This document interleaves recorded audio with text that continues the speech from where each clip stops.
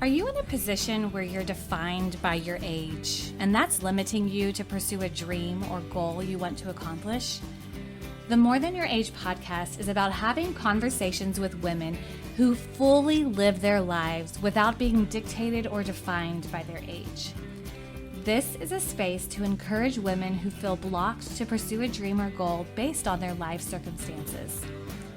Welcome to the More Than Your Age podcast. I am your host, Erica Pasbar. Let's start living life fully and become more than your age.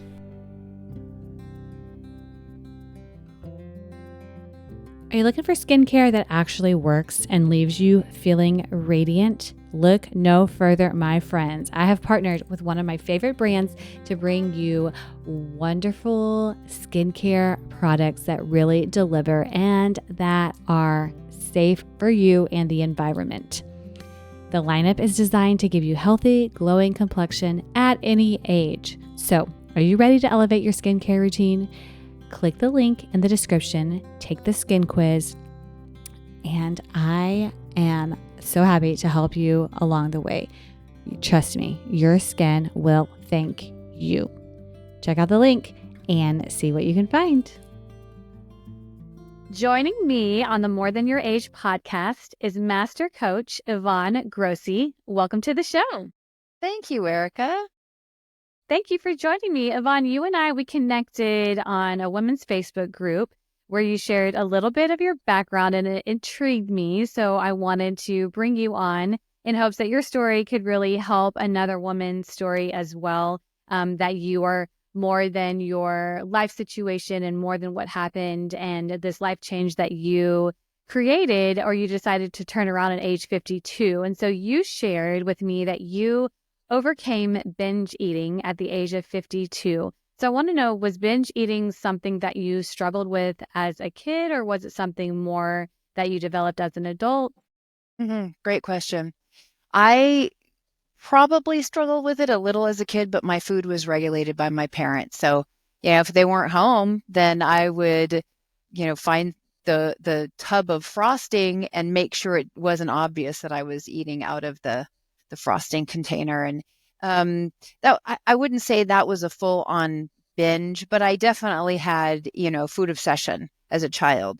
Later as an adult, when you're not walking as much, you're not exercising, you're not moving around as much, and the weight starts to creep on, those diets start to become very interesting. And so I would find myself on these diet roller coasters and break them through binging. And but it wasn't necessarily consistent. I never got to my ultimate goal weight or lost the weight that I wanted to lose. So I was constantly on this roller coaster. And, you've heard probably people say they've been on every diet that you can think of. And I've had my fair share of, most of them for sure.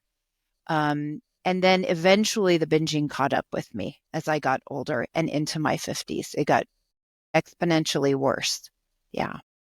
So you said that as a kid, you were you were in these controlled environments so that you didn't really go eat, like maybe you go in and eat the icing when nobody was looking, but outside of that, not really.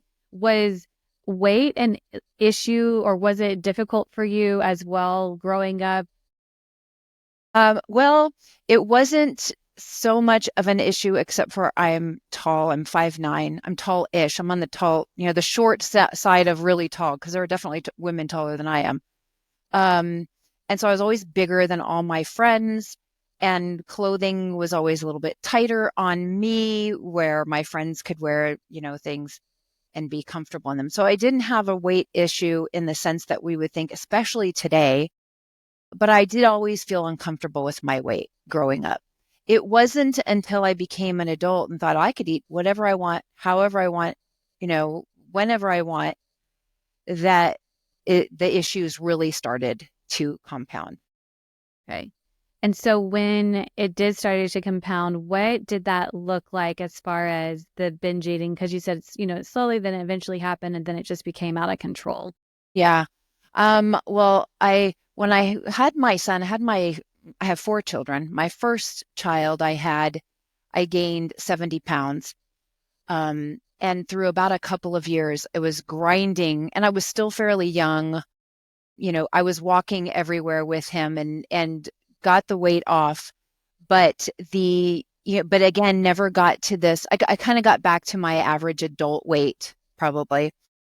So I was always looking for the perfect diet. Back in the 90s, I think is when they started putting calories on food labels. So that became kind of interesting. And it was definitely low fat in the 90s. Um, and then it's just that I would try to diet. Looking back on it now, I was probably more or less under eating and over exercising, which would spiral out of control, and I felt like I had no control over my food usually at some point in there. Did that answer your question? I'm not exactly sure. Yeah. And then, after having your kids, because you said eventually just really came out of control, the binge eating. I'm just curious to know how that process and how that How it developed snowballed. and and then what is this out of control? Yeah. What did that look like for you? Well, the one of the last diets I think that was fuel to the fire, so to speak, of my binging was fasting. As a Christian, there have been many times in my life where I thought, I wanted to fast for spiritual reasons, but what a great opportunity to lose weight too and have self-control over food. I'm not eating, I'm not consuming anything. And the fasting craze, has become so such a big part of our culture now that a lot of times, I mean, it's not uncommon for people to say, "Oh, no, I'm fasting," or I'm doing the one meal a day, and I've done all the forms of fasting. And I used spiritual reasons to lose weight, and it did. The probably the biggest problem was that it worked. So I would go for either one meal a day, was able to control my weight, and found that it was not one meal a day, it was more like one binge a day because I compounded all meals into that and excess because I was definitely it was probably 15 or 20 pounds overweight. And then when that wasn't working well enough, I started to do alternate day fasting, and then I would do 4-day fasts, and I could stick to these fasts for a long time. I think the longest one I did was about 11 days, and that was back in the early 2000s. But So more for recently, 11 days, nothing. yeah, just water. I had just water. And so when the fasting craze picked up again, I really latched onto it because I could relate to the fasting. I was like, oh, they've figured it out. So I'll just follow what all these gurus are saying about fasting and couple it with a spiritual experience. And I lost weight, and I felt so good in my clothes. It was amazing. The problem was when I broke my fast, I was not able to control my food. And if I did for the first meal, it always caught up with me. Um, uh, so the feeling of feeling light or fitting in my clothes lasted for maybe a day. And then, as soon as I started eating, I started binging, and the bloat came and the uncomfortable feelings came. That was the beginning of the daily binging. I did that for a couple of years, roller coastered through that for a little while, and found myself in a place where I could not bring myself to skip even a meal. It was excruciating. It was so painful, just the idea of not having food. And so it felt like a monster that was part of me that I couldn't control. I just could not control the amount of food that I had. I could control the type of food depending, like I would try to eat healthy. And so then I would binge on healthy food. But every night when I went to bed, um, it got so bad that I was in so much pain. I would tell myself in the middle of the night, I can't do this tomorrow. I need to remember what this feels like. So tomorrow when I wake up, I can start the day and just not get sucked into this trap. And I did it every day for months and months. And some days I would have a little bit better success. And then other days, I was back into just harming myself. And that's what it was. And I just felt like I had zero self-control when it came to food. And I didn't understand what was going on at the time. It was not only embarrassing, it was a little scary, it was a little overwhelming. And I got to the point, Erica, where I just figured, okay, because I'm like, this is wrong. This is gluttonous. Is this sin? Maybe. I don't know. I'll repent. And and then I would find myself back in the same cycle. And I thought, well, maybe this is my cross to bear. This is this is going to be the thing. If this is a sin, this is going to be the sin I struggle with. I wasn't okay doing it, but I figured, oh, this is something I'm just going to have to struggle with for the rest of my life. Everybody's got something that nobody's perfect. We're all trying. Just repent again and do it again. But it didn't make me feel any better. It just allowed me to get through the next day, to be honest with you. Yeah. Well, I'm curious to know too, to kind of go back, when you said that you would fast, there for spiritual reasons and then also for health reasons too. Did you find, like, now looking back, did you find that you really were able to, like, at least at the beginning or maybe the whole time, able to fast to where it was purely for spiritual reasons and you were able to pray and focus on the Lord? Or do you see kind of where Yeah. it was, no, I think there was really more that alternative? Or Yeah. I'm just curious to In the know. early 2000s, when my mother was terminally ill, she was sick. I spent every Monday in prayer and fasting. And then that's what led to the 11-day fast. That was the weight loss was secondary at that time. This time, just a few short years ago, there was no, I was completely lying to myself, 100%. I don't think I spent one fast in prayer at all. That was my goal, but I was so engulfed in the idea that I could have self-control during that time and then, lose weight. It became such a huge focus that the spiritual reasons were non-existent. They really were. I totally lied to myself. And you said too that, you were thinking, is this my cross to bear? Is this my sin? Like, is this, I'm going to repent, and is this what I'm going to struggle with? Is that something now that you would say, yes, that was sinful, or maybe it was more just a struggle? Have you thought about Yeah. that now? I I I do think it's sin in the sense that we sin without even knowing it. Like, there are things that we do, we don't, maybe even we just don't realize it. Like, we're not convicted of it yet. And then years down the road, if you've ever done this, it's like, oh my goodness, I did this for so long, or I had this attitude about that for so long. And that was really wrong. My heart was in the wrong place.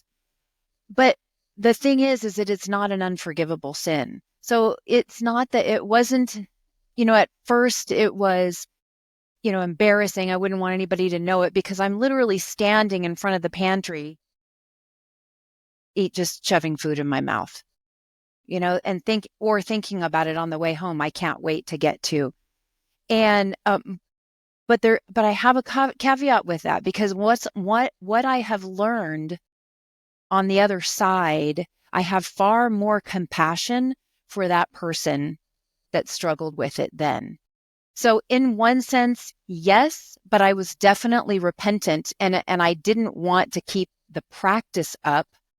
But I don't think it wasn't an unpardonable sin. It wasn't like something that was unforgivable, for sure. Well, and I would imagine that, there's been a lot of work that you've had to do just like mentally too, of realize, like, just even in regard to, like, if you or somebody else were to name that as a sin, as of like looking at that and forgiving yourself too, and knowing like it's okay. I mean, you're on this other side too, and you've been working at it. And when you think of you yourself as the woman who would do the fasting and then eventually led to the binge eating, how would you view yourself? Or looking back now thinking, I think this is how I viewed myself, or this is how I am, view myself now looking back.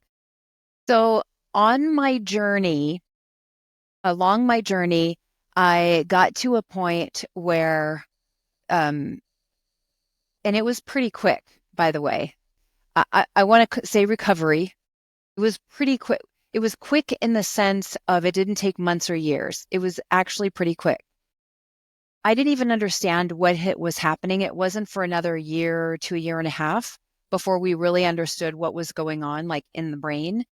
But I would sit down to my meals, and in prayer, I would be so thankful for how I was feeling toward food. And I was so thankful about the food, um, that my heart would just want to scream Psalm 139:14, which is, I praise you, for I am fearfully and wonderfully made. Wonderful are your works. My soul knows it very well. God has given us this amazing brain that works very well. And when I began to understand that I was changing, and that I could change, that I could have self-control, that was the thing. When we talk about sin, that was one of the fruit of the spirit is self-control. And I felt like I had zero. It's like, why? How can I have all of these other things, but not self-control? Is there something really wrong with me? Um, that's when it became, is this going to have to be my cross to bear? But when I came out through the other side and realized, Lord, you have made me so incredible that I can change my habits and feel good about myself and love my food. I have to eat the rest of my life. I can actually love the food that I get to eat rather than being completely obsessed with it. It was revolutionary to me. And my, saying grace before every meal was just like my heart would skip a beat. I would just get so excited that I was getting ready to have this meal. And I'm like, you gave this to me. I get to nourish my body. I am so excited. I cannot wait to eat. Thank you so much for this food. Um, Night and day. And so that's why I can look back on that person and say, whatever you were going through, I have so much compassion for you. And I'm not even saying that just because somebody is struggling that it's sin. I don't have the answers for that. But that was what was going on in my heart and my mind at the time. Yeah, that's good. That's good to hear too. So eh, you get to this point where you realize, okay, this is not good. It's not healthy for me. It's not a great position to be in.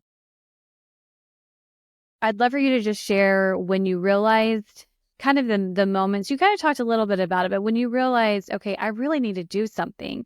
And how did you find what you needed to do next that would actually stick? Yeah. So I came across a few different, there are all kinds of different binge eating recovery groups and authors. And um, I I thought they were great. I read the books. It was really nice. They were wonderful. And one book in particular kind of helped. I decided to implement some of these tools, and I thought, well, if I can get through the holidays without binge eating, then I know there's something here. Then maybe in January I can try to lose some weight. So I worked the program according to the book, and I started like right before Thanksgiving. I got through the holidays. I enjoyed all of the food, that was available. I didn't binge at all. I didn't gain weight, but I didn't lose weight. And I felt really good. I felt like the obsession was gone. However, January came around, and then I started to consider weight loss. Okay, it's time. That first of the year, everybody's really excited and wants to lose weight. And we get those gym memberships and everything. And I'm like, yes, I'm going to do it. It's a new year. Here we go. And there were some things that came up in the family that devastated me. It cut me. And it had to do with my children. I don't really share it too much. I think my children and I are kind of past the painful stage. It's several years in. That was 2021. And so I can share a little bit about it. But I had, while they were growing up, I never felt like I was the perfect parent, but I always tried to do my best and to improve and become a better parent and, discipline them correctly and rightly and love them, the way I should and just be there for them whenever they needed me.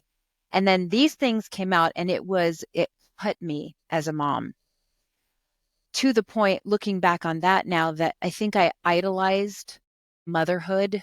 So I put it above God. I made it an idol. I think being a mother is a wonderful thing. And God, what a blessing it is that God allows us, whether biologically our own children, or we get to adopt somebody, or we even come aside somebody. But I was so crushed by these things that came out. And like I said, I have 4 children. 3 of them were a part of this thing. And I was devastated. I was a teacher at the time. I was teaching 6th grade. And that was the only reason I could get out of bed. I Wow. got out of bed to teach. There was a sweet 4th grade teacher from South Carolina. And she put her arm around me one morning and she said, "Honey, how are you doing?" And I said, "Well, I don't want to be here. I just want to be at home in bed with the covers over my head." And she goes, "Well, then it's a good thing you're here." And I was just like, she's right, but I didn't like it. I mean, I was crying all the time, except for when I was in front of my students. That's when the binging picked up again. Like I didn't even care. So it was it, I thought, well, I'm an emotional eater. I'm eating because of my emotions. That went on for several months. In March, I decided to take the coaching program that was presented in the book. Now, I had not done this prior to that because I I felt like I was putting myself first. When I received the coaching, it was a deliberate decision to these, by the way, my children, all 3 of them had grown. I had one left at home. She was a senior. So this was her last year at home. And I felt like I had failed as a mother. I felt like, what was the point? I can just die now. That's how it felt to me. I wasn't in danger of hurting myself, but I had just no desire to keep going. And I told my husband that. He was the only one I shared that with, but it was so deep and so painful that getting out of bed to go teach every day was the only thing that kept me going. And I told my husband, I said, I'm not going to quit teaching until I find something to replace it, because I think that will be very bad for me. So just know I don't want to teach anymore, but I'm not going to quit, because I don't want to be left with nothing. And so when I got the coaching, it was deliberately to put the problems in the family aside. Like I didn't want to deal with them. I didn't want to think about them. I wanted to stop crying. And I thought, if I put all of my effort into this coaching, this coaching that I'm going to receive, then maybe I can, fix some damage that I've done in my own life and start focusing on myself. It felt very selfish, right? Because we want to put our kids first. We do everything for our kids. But that was the decision I made, that I was going to be self-centered if I needed to be. Which all the while I was being self-centered when I was shoving food in my mouth. I really was. I was more concerned with how I was feeling at the time. Doesn't mean that it was, I still look back on it and feel sad for that person. but it was a different kind of self-centered. It's like, you mean I'm going to take care of myself? How many times do we not sleep because of our kids? We stay up all night when they're infants. And then as they get older, when they're sick, we leave the house in the middle of the night when they've got a flat. I mean, I was doing all of that. And now I'm not going to be there for my kids, adult kids, grandkids, whoever, going to do this and take care of myself. And I don't want to think about that. And my biggest concern was the coaching is going to make me address some of these emotional issues. But I don't have a choice. I've got to take care of this binging. So let's see what happens. Oh, man, Yvonne, that's a lot. I mean, so just even thinking, okay, something you said, so this is kind of a tangent, but not so much because you did mention this. And I'm really curious to know, because you weren't really taking care of yourself, or you didn't put yourself first. You had idolized being a mother. How did that look like? Or what do you mean by that? Oh, I think it's a heart issue because on the outside, I had women coming up to me all the time telling me what a great mother I was. I didn't think I was a great mother, but I was trying my best, right? I was not, I still had a lot of growing to do. Um, and basically telling me all these things about me that they saw in me. And I'm like, yeah. And then I kept improving, wanting to improve. I would listen to podcasts or I'd read the latest book on parenting. Went to I put my kids first all the time. I drove them across country. I drove them, to various different states for different competitions. I wanted to be the mom that and I have to be careful saying this. It's not that I wanted to be the mom that I didn't have. I loved my mom dearly, completely different mother than I was. But it was like, okay, this is how she was. This is what I wish I could have gotten from her. So this is what I'm going to give to my kids. Well, my kids came out and said, all these things when we were growing up, bam, bam, bam, bam, bam. And I thought, first, number one, you didn't appreciate me. Number two, must have been a terrible mother. Like they didn't see my improvement, right? How I felt that I was improving as a mother. So I think it's a heart issue because I knew that I'm not going to save my kids. I'm going to try to influence them the best I can. But if they come to Christ, it is the work of Christ. It is not me. I can't take credit for that any more than if they leave the church. I can't take credit for that. Now, does that mean that there is not some responsibility that falls on me? Sure. But that is between them and Christ, and it's his work. It is not my work. And so when all of this started coming out, it was just like, I felt like my work was pointless. And, when I told my husband that I felt like what was the point of being a mother? Like that was all I wanted to do was be the best mother to them. And it wasn't good enough. It wasn't good enough. And it probably took me a few months to recognize that it was a heart issue with me. Does that answer your question? It does. And I'm just sitting here listening and I'm like, I don't know if you can see, but I've got little tears in my eyes because, I mean, I'm a mother as well. My kids are young. My oldest will be 6 this month. And I just think of, all the things you're saying. I'm like, yeah, I want to be that mom that takes them everywhere and does all these things too. And we do have this hope and desire that they would come to know the Lord. And I think it's just really important too for you to say that it doesn't, like, whatever they choose, whatever they do has zero to do with you. I mean, we're called to teach and to raise them and to do what we're supposed to do. But in the end, it's a decision, but doesn't make it easier, right? No. And what I didn't recognize at the time was that I'm still their mom and I can still pray for them and I should be praying for them and their life isn't over. They've got so many years ahead of them. I don't know what's going to happen next. It just hit me like a ton of bricks at that time. Yeah. But Well, and then you said, okay, so you find this through this book, you find this coaching program, and you're like, I'm just gonna go all in, and it's time for me to be selfish. And when you started that program, did it help with just those thoughts of how you were feeling as a mother? You weren't a failure, but the feeling of like I failed, I'm not, Yeah, whatever. Did it help with that, or was is that still a 100%. process?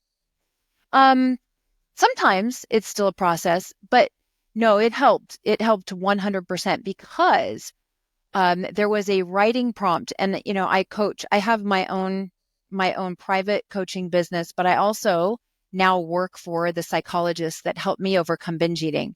And I try to encourage our clients all the time to do this writing process. It is not exclusive. The way he formatted it is exclusive. I mean, that's his style. But psychologists have been doing this kind of work for a long time. This is so important. It's almost ridiculous how simple it is.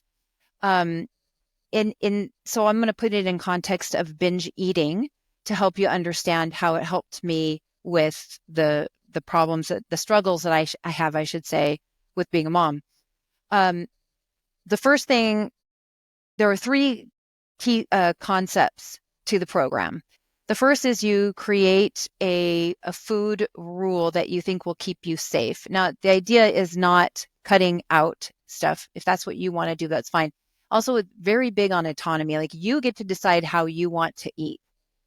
Nobody's going to tell you how to eat. A lot of binge eating programs, they'll tell you, you should eat this way, you should eat that way. And it may be good advice, but it's far better to um, bring to have somebody come to that conclusion on their own. And then if you look at some people, in our culture that never struggle with binge eating, they don't limit anything. They can eat whatever they want. They eat all things in moderation, however you want to say it, and they do fine. And some people live long, healthy, happy lives. So it's got to be something that you decide. So you create these very simple food rules, and we talk about how to do that, something that you can follow on your most difficult day. Then we do what's called a refutation, and you write down the thought that says that you need to break the rule. Like this is the thought I'm having and why I should break this rule. That's where, my daughter said this to me today, and I feel hurt. Therefore, I should break my food rule and I should go Mm. binge. So that's writing that out. And then the second prompt is to write why that thought is wrong. Where's the lie in the thought? And sometimes there's some truth in it. So the truth would be, yeah, she said that to me. And yeah, it actually really hurt. And as her mom, she's probably breaking that fifth commandment the way she spoke to me, even as an adult. Like she shouldn't talk to me that way. And it's understandable that I should be hurt. This is how I can respond to her. But to go eat because of this is not, it's not going to fix anything. It's not going to help anything. And in the long run, I'm actually going to feel worse because I gave in and ate whatever it was or broke my rule. And then there are a couple other prompts that go on from there. And so while, I was worried that I was going to have to address all these emotional issues, it wasn't that we were digging in to find out what emotional issues do you need to face and do you need to address. It wasn't that at all. It was like, what are you feeling today? There's nothing wrong with how you're feeling, but write it out, explain what's going on. And then maybe, if I'm angry and I'm angry inappropriately, like it's not right, I shouldn't be angry. That is a sinful anger. Then I can recognize that too. It gives me an opportunity to repent. Now, the psychologist I work for is not a Christian. So he doesn't see it the same way I do. I see it as an opportunity to repent if I need to. But even then, sometimes I don't even see that for a while. But it's definitely never a reason to binge over it. Yeah, Does that make sense? it does make sense. I was thinking that, that just sounds like a great program. And even like you said, even if it's not for binge eating, that's still a good practice in general. It's something you get hurt and whatever your crutch is, or, that, okay, instead of going to this, let's figure out all these back steps. Now, When you found the coaching program, were you enrolling immediately to be a coach, or was it to be the No, student of the coaching program? a student. I had no thoughts or desires to be a coach. They did, at the time, they had a coaching certification program just to be able to teach their methods and say that they came from, this particular program. In the end, to call yourself a coach today is very difficult. It's not really wise unless you have all these certifications behind you. So they kind of took the program away, which was kind of sad because it was great. But no, I went in as a student only. I didn't even, to be honest with you, Erica, I was just thinking I will do whatever they say because I don't have any distractions. Sorry, kids that aren't talking to me right now. I can't cater to you. I'm just going to focus on this all day long. And it wasn't all day, but I did spend time in the morning and in the evening. And I did everything they recommended. And a couple of months in, I got an email saying that if you're interested, that they have a coaching certification program. I think I might have been 3 months in. And I thought, oh, by that point, I was doing so well. I thought, I'm never going to struggle with this again. Everybody needs to know this. But the real reason that I took their certification program was because I wanted to learn how to coach myself. In the future, if I'm struggling, what would I say as a coach to myself? So I sent myself emails with questions to see how I would answer them. And so that's what I did. That's when I took the coaching certification program. And that was just to become certified with the program. That was not to become a coach. Okay. So a few months later, the psychologist himself reached out to me and asked me if I would join their team. And that was an honor. I thought I was going to be a little sick at the moment because I couldn't believe they were asking me.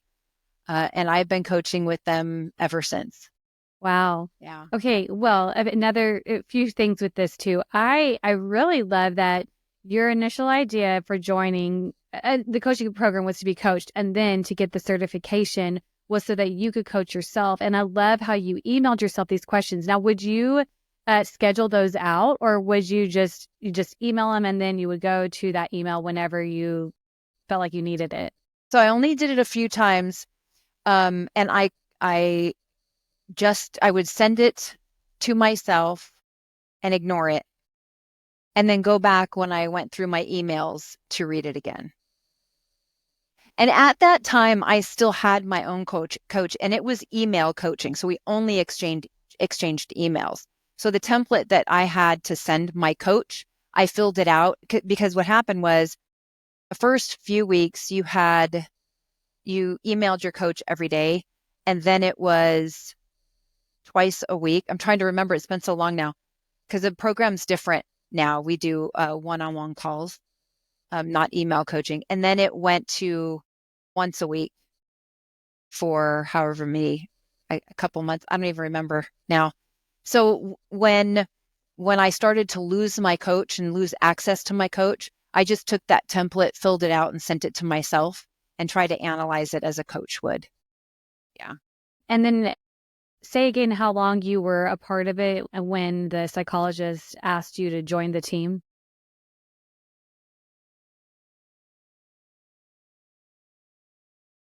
Months. So the email coaching was about 3 months. The certification was about 3 months, and it was at the end of the certification that he asked me if I would join their team. What at first it was like, my thought was, I feel like I just barely finished the coaching myself. I just barely got this binge thing under control. And you're asking me, like, you're going to find out I don't know what I'm doing. What if I have this problem in the future? Although I didn't feel like I was going to, I felt pretty confident that I wasn't going to struggle with binge eating again. But what I came to discover was that number one, you can still struggle and coach somebody. It is not ideal. And if that's you, if you are struggling with what you're trying to teach someone or coach somebody with, it's a real challenge unless you get it under control. It's very much like your heart becomes hardened. Like you harden your own heart to your own problems and then probably ignore them. So I'm not even saying that I've been perfect. I haven't been perfect with my food. But I have not struggled like I used to at all, like not even close. As a matter of fact, at those days when I feel like, and I don't really feel this way so much anymore because I've learned so much from my own feelings. Those days when I felt like that probably ate too much, or I don't think I should have eaten that way. Um, then I recognize, wait, that literally was one meal. It wasn't a full day. I didn't go to bed in pain. I didn't wake up the next day and do it again. This is not I'm back into the throes of it again. This is learning how to adjust, learning from my mistakes, figuring out what I did and how I can improve moving forward. Um, so the going back to when he reached out to me, the idea that all I need to do is teach these principles to the clients and support them. That was my number one goal. My secondary goal, because I had clients that would come back and say, I'm struggling again. I would tell them all the time, our goal this time is to get you to figure out how to coach yourself. That's what I want you to do. And I'll tell you, I say that going back again to any struggles that I might have, um, just because I can coach somebody else doesn't mean I'm applying the tools to myself. Doesn't mean that I have it all figured out. I could be the best coach and have somebody else really work their entire life around food and still struggle myself. So a lot of times we do not know. And I promise you, because I've coached people that have been binge eating coaches that still struggle. And so it's kind of hard to just because you're coaching somebody else doesn't mean you're going to have a binge free life. You're going to be struggle free. It's just not true. Well, and like you said too, just being able to recognize like when there is a struggle day or how, a couple days of what's going on, what's happening. And then you also now for yourself have the tools to be able to help you, and you have other people, cohorts that you can also go to. And then now you have your clients as well. And are you still teaching, or did you end up No. being able to What's leave funny that? is, yeah, so when he reached out to me, it was like, I want to say it was either August or September. I had already signed my contract for teaching for the year. And I went home and told my husband, if I would have known, I would have never signed the contract for teaching because I would have just gone. So I taught for that following year and I coached at the same time. And then I gave my notice. That was my last year teaching. Okay. Well, and then how do you get your clients, or how did you initially get your first clients? Well, through the program, he has a podcast and he's got a book and all kinds of access to that program. My program, I do have a YouTube channel. I've got a website. It is really, I'm going to tell you, it is really hard running your own business. It is not easy. But, and a couple of times I've been, I've thought, well, maybe I should just give up my own private coaching business because it's really hard to come by clients. It's really hard to get the word out there. Maybe, I mean, every once in a while I think, well, maybe I'm the only one that really struggles. Maybe there aren't as many people as I think there are. But so I do try to get the word out in my community. And every time I think about giving it up, it really doesn't cost me anything to still make myself available. Yeah. Yeah, no, that's good. Well, and for the listeners too, we'll put your website on the show notes so that they can come, and because you said you do phone calls, so you could be virtually anywhere to be able Anywhere. to assist somebody. So you mentioned too that you have a YouTube channel, and I have a question for you. I'm gonna Yeah. pull it up because okay, so one of your videos caught my eye. I didn't watch all of it because I intentionally wanted to discuss it with you because I thought, well, if I see this, I'm gonna know the answer, and I want this to be legitimate. So the title is Why It Doesn't Take Years of Therapy to Quit Binge Eating. And so I was like, ooh, she's good. That's good. And so as an outsider looking in, I mean, I would assume, and we've kind of talked a lot too, that there are these negative beliefs about oneself. I mean, you still have to work through a lot because even just what you were explaining now, I'm like, well, I feel like that's kind of therapy. And so what would you, not to give away the whole video, but what could you say to kind of give us a little tease about what you're talking about in there? Well, to be honest with you, I don't remember exactly what I said in that video, but I can tell you now, I can give you an answer now why it doesn't take Okay. years of therapy. And there are a few different reasons. So you have to compare what I say now to the video because now I'm interested. I want to go back and watch it. Um, but there are a few different reasons. Number one, kind of what I said before, you can still eat well and have emotions. Like having emotions is fine. And going for therapy because of whatever's going on and, especially if it's intense, that can be really good and beneficial. But you can still not give in to the cravings just because you have an emotion. You don't have to have therapy. Now, the other part about that, this is a part that I absolutely love that this is what we discovered later on. This was even after I had gone through and stopped binging and found this wonderful peace with food, is what we call the extinction phase. And that is the concept that, and this is why I would just pray, thank you, Lord. You've made my brain incredible. I cannot believe your creation. Your creation is amazing. And that's why I can praise him for my brain. Our brains were designed with the ability to seek extra calories if we needed it. So in times of famine, if you found a source of food and you were going to starve to death unless you ate, you could eat not just some of it, but you could eat large portions of it to keep you from dying. The problem is we don't live in a time of famine anymore. We have a lot of highly palatable foods. The brain doesn't know that. The brain doesn't recognize it. And so the brain keeps sending out signals that, hey, here's a good source of food. Hey, here's a good source of food. All that chocolate in the cupboard is high calories. It's got some caffeine. It's got sugar. It's got all some antioxidants. Don't you remember, that are in there. And that would really help you to. Now, we got to remember that this part of the brain that sends us these signals doesn't actually use words. It is all feelings and emotions based. And so we get this feeling, this urge, we'll call them urges, to go eat something that is maybe against our best laid plans when we don't need it.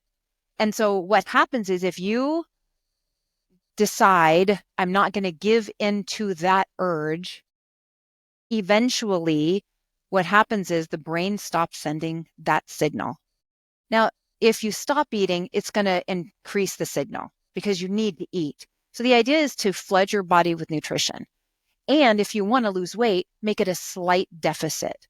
The body's still going to say, hey, we're losing a little bit of weight. It's a little uncomfortable, but you can get rid of the urge to go eat and eat more. And eventually the brain just stops sending these signals because it's wasting precious energy that needs to be spent elsewhere. Our brains have there are all kinds of things we need to be thinking about throughout the day and focusing on throughout the day. If I am constantly thinking about not just my next meal, but what's in the pantry right now that I can go get after this call because I just need food, I'm not going to be present with you. I'm not going to be focusing, 100% on this conversation and all kinds of other things that, our brain needs. We need our brain in order to focus on. So that takes a little bit of time. It takes a few days, couple weeks. Sometimes it can take a month, depending on what you're trying to get rid of, especially if it's maybe diet sodas might be more challenging for some people than others. But you don't have to eat because of your emotions. You just recognize you're having that feeling. That's why it's important to write it down too. A lot of people want to just say, well, I know what happened. I know what the thought was, but I did it anyway. It's important to write it down. You've got to be able to see it. I don't know why there is something about the hand connection to the brain. I type because I type faster than I can write. And then recognizing why you don't want to give in, why you don't want to give into that craving or that urge. And eventually the brain stops sending you that impulse, that urge. And if you have regularly scheduled meals, you'll find that you get hungry right before it's time to eat again, or you'll start to crave the foods that you are naturally eating. You'll look forward to those things, but they're not going to be destructive habits. Wow. Yeah. You just gave so many great nuggets. I'm like, oh man, this is so good. Well, Yvonne, I'm sure so much of your coaching consists of what you have shared already, what you just shared, but I'd love you to use this time too for people if they are interested to kind of know what they can expect if they receive coaching from you. Absolutely. Number one, most people, when they think about reaching out and getting help, get a little anxious. And part of that, and I absolutely understand it. I've been there. I know the feeling. Your palms might even start sweating because then I'm going to have to deal with it. And the brain, it's like that part of the brain knows you're getting ready to make a change. And how can I stop eating this way? How can I stop? It's impossible. I've tried for so many years. I'm the one that's broken. But your brain is so amazing that if once you start applying the work, it is a little difficult up front. I'm not going to lie. It is a little difficult. It's hard. Sometimes you feel like you're white knuckling it when you're having those urges. But then as you go through, you begin to experience a little bit more peace and a little bit more peace. And then you start to feel like this is too good to be true. Like, pinch me. No way. Like, is this real? And that's the thing. When I stopped binging, see, had already started going through menopause, gained weight.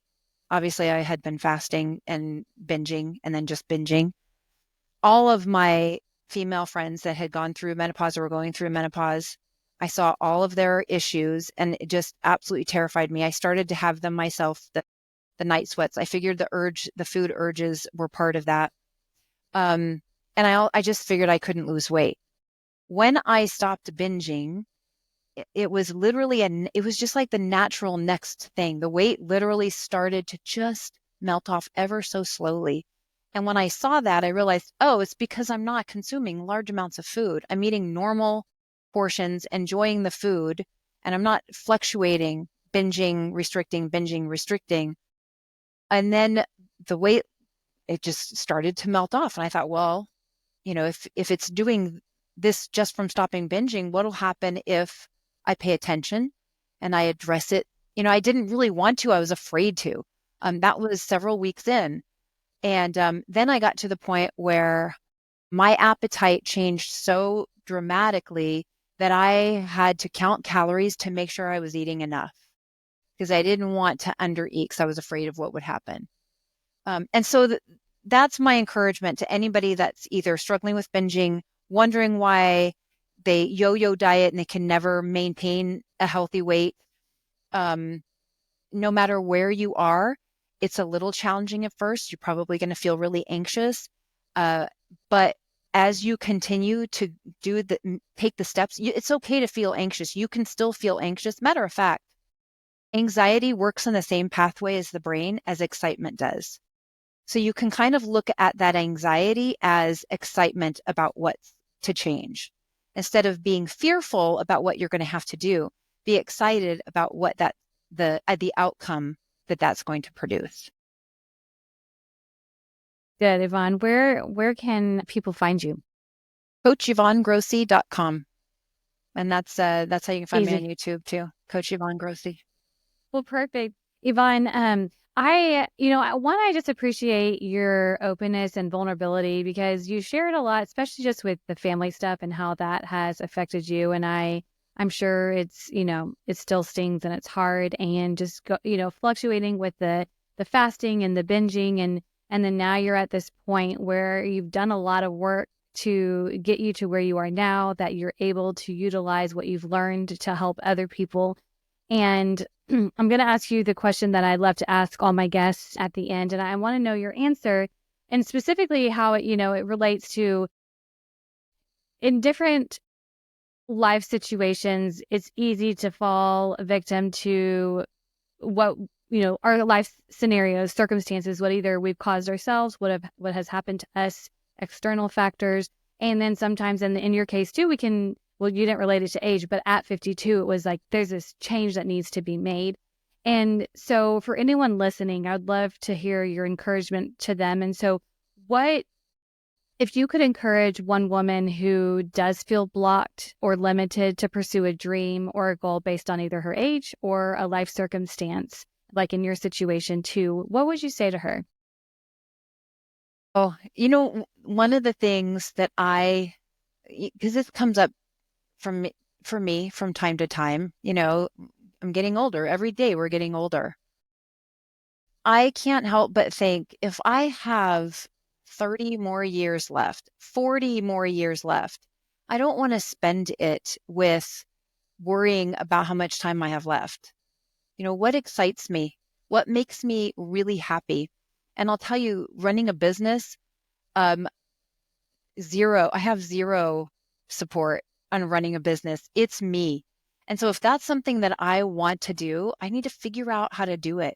And that doesn't mean it has to be all done today. I still have a good 30 to 40 years left.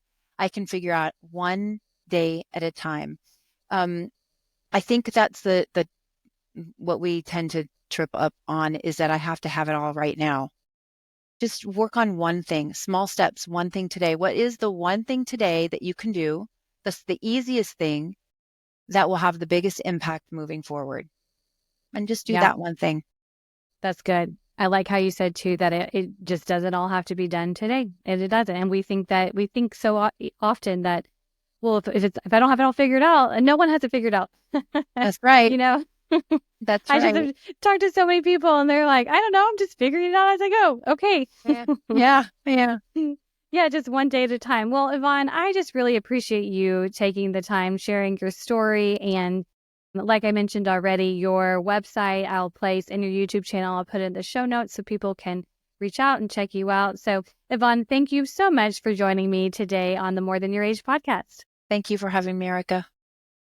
Absolutely. If you were encouraged by today's episode, like and subscribe to this podcast and share this episode with a friend. You can find me on Instagram at More Than Your Age and visit the More Than Your Age Facebook page. Keep striving for your goals, live fully, and we'll catch you next time on the More Than Your Age podcast.